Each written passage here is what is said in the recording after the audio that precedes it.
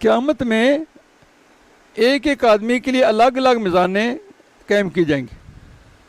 ایک ایک بندے کے لیے الگ الگ میزانیں قائم کی جائیں گی.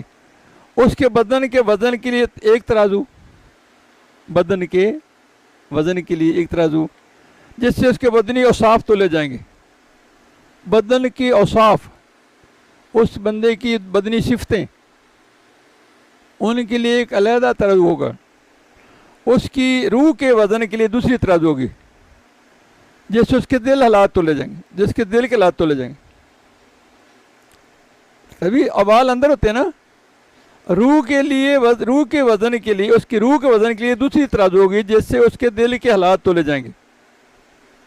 اس کے سر کی ترازو اسرار، سبق نہیں دیتے، یا اس کے سر کی ترازو، سر ہی کہہ لیں، جس سے اس کے اعمال کا وزن ہوگا. یہ سر ہی آئے گا نا اسرار میں. اللہ کا راز ہے، اس سے اس کے اعمال کا وزن ہوگا. آپ کہتے ہیں حال اعمال کی، اعمال تو ہم دیکھ رہے ہیں، اعمال اندر ہوتے ہیں نا. کہتے ہیں حال، وہ حال اعمال کی طرح نا، وہ خود بیان کرے گا نا. یعنی وہ کیا کہہ رہے ہیں، سر کی ترازو کے لیے اعمال کا وزن ہوگا، اس کے خفی دوسرے ترازو، جس سے اس کی اخلاق تولے جائیں گے. سری کے بعد اللہ خفی، اس سے اس کے اخلاق تولے جائیں گے. اب بتاؤ، جس کا سبق چوتھا ہو خفی، اس کا اخلاق کیسے ہونے چاہیے؟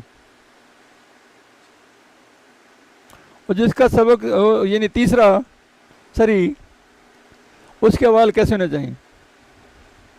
جو اندر کی باطن کی بات ہے نا.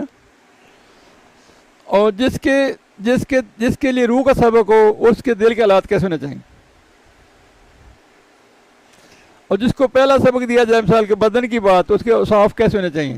بدنی اوصاف، بدنی کی صفتیں جو زہر نظر آتی ہیں، جو زہر عمل ہوتا ہے. سمجھ آ رہی بات کی؟ اللہ ہو. خیال ہے کہ خفی ایک ربانی لطیفہ ہے، جس سے آدمی اخلاق ربانی کے فیض کے لائق ہو جاتا ہے. خفی سمجھ آ رہی؟ ایک لطیفہ ہے، ربانی لطیفہ، جس سے آدمی اخلاق ربانی کے فیض کے لائق ہو جاتا ہے. بعض چیزیں نیکیوں کا وزن بڑھاتی ہیں، بعض چیزیں گناہوں کا بوجھ بڑھاتی ہیں. تو غور سننا، بڑی محبت کی بات ہے. بعض چیزیں نیکیوں کا وزن بڑھاتی ہیں، اللہ. بعض چیزیں گناہوں کا بوجھ بڑھاتی ہیں. ریا کے لیے نماز، ریاکار کی نماز. اب نماز تو پڑھ رہا ہے، لیکن وہ شرک کر رہا ہے نا. سمجھ آ رہی؟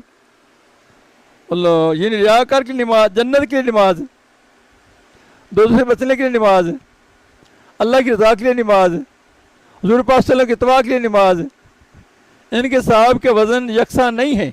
بات سن لیں، ان کے ثواب کا وزن یکساں. یعنی ریا کی نماز کے لیے وزن کیا ہوگا؟ جنت کے لیے نماز، دوسرے سے بچنے والا نماز، اللہ کی رضا کے لیے نماز، حضور پاک صلی اللہ علیہ وسلم کی اتباع کے لیے نماز. ان کے حساب کے وزن یکساں نہیں ہے. یوں ہی سستی سے ترک نماز، گناہ، لاپرواہی سے گناہ، اسے ہلکا سمجھ کر کرنا، گناہ کرنا، ان سب گناہوں کا وزن برابر نہیں.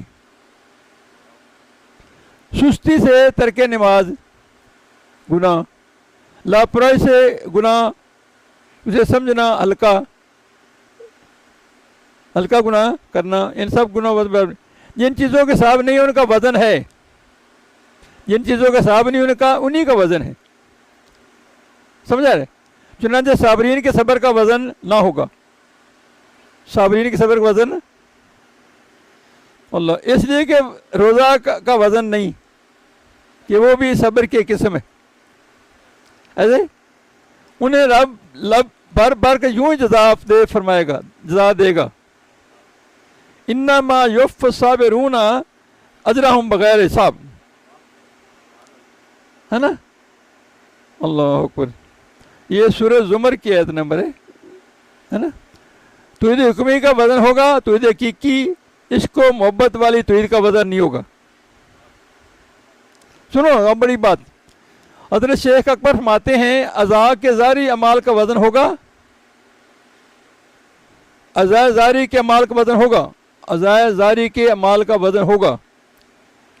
یہ 7 ہیں: کان, آنکھ, زبان, ہاتھ, پاؤں, پیٹ, فریج, شرمگاہ. اس لیے انسان کو چاہیے کہ اپنے ان 7 اعضاء کی بڑی حفاظت کرے.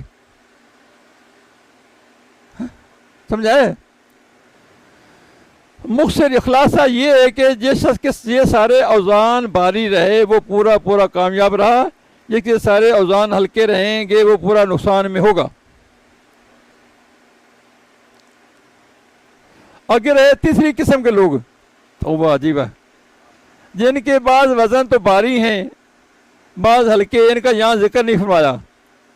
ان کا معاملہ رب کے کرم کے سپرد ہے.